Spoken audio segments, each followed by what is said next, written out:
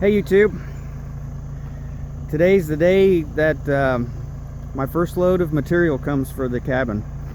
So we've got a material handler rented today to unload the semi-truck, and then we've got some pallets out here to at least start getting stuff unloaded, and then we should be able to use the cribbing that came on the truck to be able to stack the material on. But we're all ready. I'm just waiting for them to show up, and then we'll start unloading.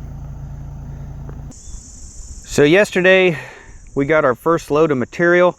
I did not get any video of the actual unloading. I was trying to do my best to help if I could during that process. But Ed from Countrymark, he ran the material handler and he got everything all unloaded, and we got it all laid out here. And we're probably expecting at least probably another couple loads, at least another load of wood, and then we'll have some windows and doors later. So probably gonna get that next week.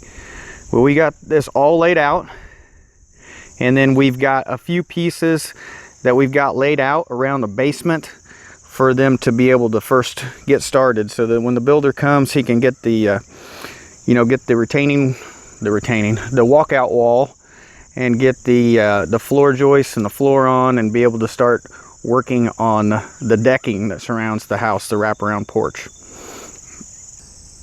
They also supplied quite a bit of the hardware that's needed for the log home. I wasn't quite sure exactly how much they were going to supply and how much we were going to have to buy, but basically, if you look here, we've got all the joist hangers for the deck.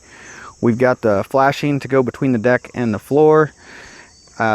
We've got more brackets in there. We've got carriage bolts. The walkout side of the deck will be carriage bolted through the house for a little extra security, attaching there. And we've got the adhesive for the subfloor between that and the floor joists. We've got the bridging or the cross bracing for the floor joists. All that's supplied. Over here we've got I think we've got some 10-inch log screws, some 12-inch log screws. We have some caulking that'll go, I believe, in between the butt ends of the log siding, where they butt up next to each other. We've got about 5 jugs of the oil to finish the exterior of the house and the decking and all of that. So we've got basically kind of like the seal that goes in between the basement foundation wall and the wood floor that goes on your sill plate.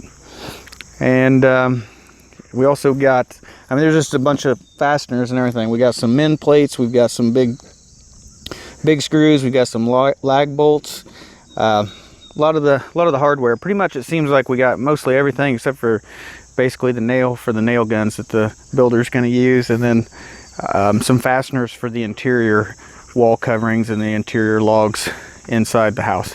But basically everything for the exterior of the house, putting it together, pretty much everything seems to be here but screws, or but the nails. And then we do have to purchase 3 of the basement, what am I going to call them? The basement posts, the steel posts, the adjustable posts that go in the basement to hold up an LVL header that's going to go across the opening in the basement. So we do have to go purchase 3 basement posts. And other than that, it seems like everything's pretty much here to get started. So as you look at the material here, you're going to see some of the material is wrapped in Tyvek. That's going to be some of the logs that need stained, and maybe some of the interior beams and stuff. So all the material we don't want to get water damage, basically, is as long as possible at least, is wrapped in Tyvek. And that's a good thing, because some of this material may sit here for a few weeks before it's ever used. So far, Ed at Countrymark's been pretty good to work with. It's been a good experience. He let us borrow a beam saw the other day.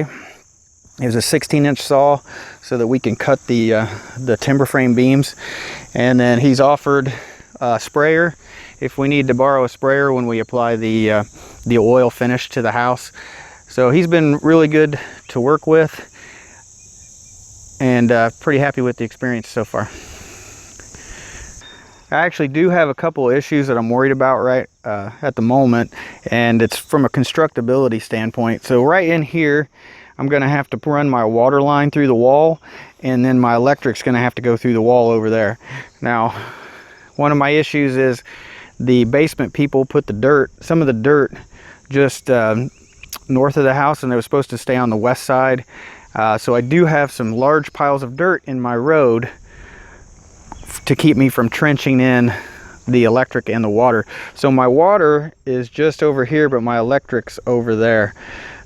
So the way I understand it is that they're going to build the, the walkout wall and some of the load-bearing walls in the basement, and then put the flooring on. And after they get the flooring all on the house, they're going to want to start working on this wraparound deck.